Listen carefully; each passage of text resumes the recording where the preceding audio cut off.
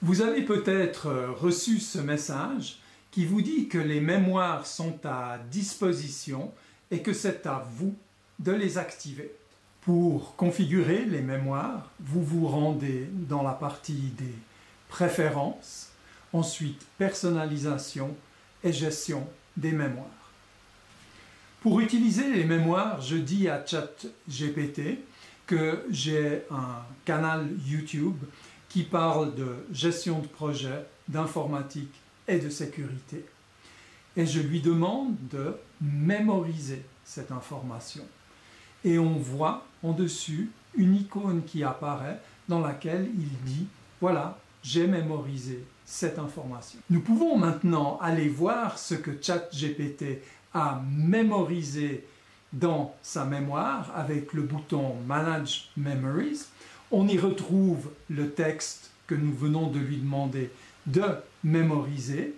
Et puis vous voyez qu'on dispose d'un bouton qui permet d'effacer la mémoire. Je demande maintenant à ChatGPT de me proposer des sujets pour ma chaîne YouTube. Il faut bien se souvenir que je ne lui donne pas d'informations sur le contenu de ma chaîne YouTube. On voit que d'après le résultat, il utilise effectivement ce qui se trouve dans sa mémoire. Passons maintenant à quelque chose de plus élaboré. J'aimerais que ChatGPT se souvienne d'un de mes projets, de manière à ce que j'aie plus besoin de lui fournir la description du projet. Il s'agit du projet CRM, Customer Relation Management System.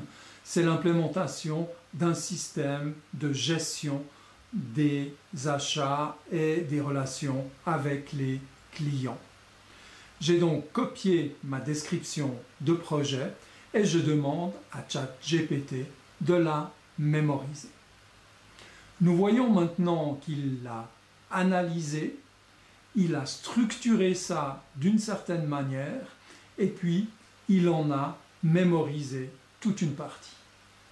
Une fois qu'une mémoire est constituée, on peut aussi l'améliorer, l'augmenter. Pour cela, je vais dire à ChatGPT que j'utilise comme logiciel de gestion de projet MS Project. J'ouvre une nouvelle fenêtre dans ChatGPT et je lui demande de me planifier mon projet CRM pour 2025. On voit qu'il est tout à fait capable de me planifier mon projet. Je lui ai fourni aucune information supplémentaire, il se base uniquement sur les informations qu'il a en mémoire. Il est donc capable de reprendre les différentes étapes du projet. Pour chacune des étapes, il définit des tâches et avec des dates de début de tâche, fin de tâche et il évalue les durées. C'est donc un outil qui est vraiment redoutable pour gagner du temps. Au fur et à mesure que je vais travailler avec ChatGPT sur mon projet CRM, ChatGPT va enrichir sa mémoire de ce que est le projet CRM.